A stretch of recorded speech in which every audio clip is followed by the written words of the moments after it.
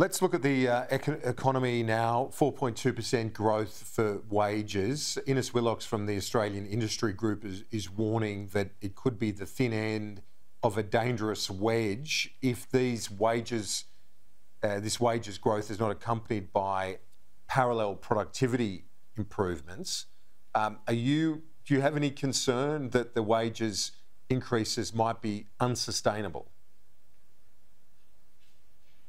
Well, we have had a long period of negative real wages growth, Kieran. So it is good news for Australian workers that real wages growth is now positive. You're absolutely right. We need to make sure that productivity is also growing because ultimately productivity growth underpins sustained real wages growth. But the fact that we now have positive real wages growth is a validation that the government's economic plan is working. We inherited negative real wages growth from the Liberals when they were in government. We've now made it positive. We inherited rising inflation from the Liberals when they were in government. We now have inflation falling.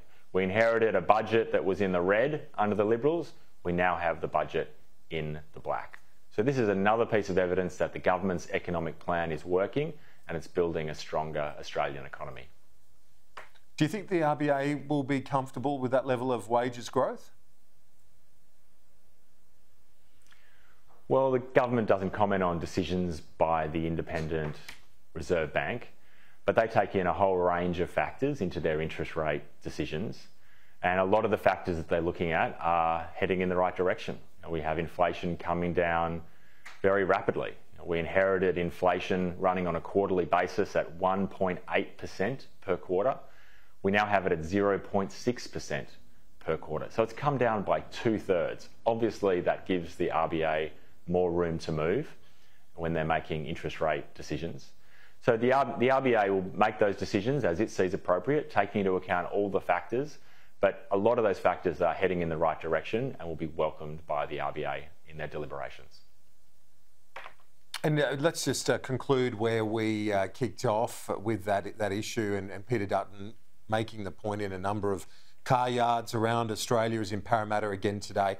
I just want to finish off by asking you, why is the government pushing this line now? I noticed that Joe Biden's administration's winding his back, or at least slowing down the emission standards to drive more EV take-up. They're slowing it down. We're pushing ahead with it. Why don't we also have a second thought?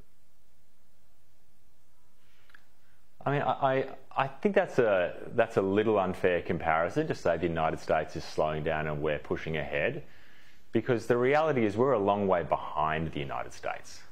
They have had vehicle emission standards in place for a much longer period of time, and they have worked. And for that reason, emissions standards in the United States are stronger and Australia is well behind. So this is about Australia catching up to the United States from a position well behind them, not about Australia heading off in front of the United States or any other country. So I think this is a very reasonable policy. It's a policy that in fact was proposed by the previous government. They just never went through and actually implemented it.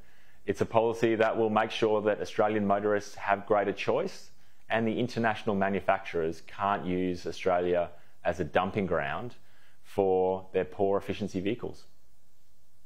Member for Parramatta, Andrew Charlton, appreciate it. We'll talk to you soon. Thanks, Kieran.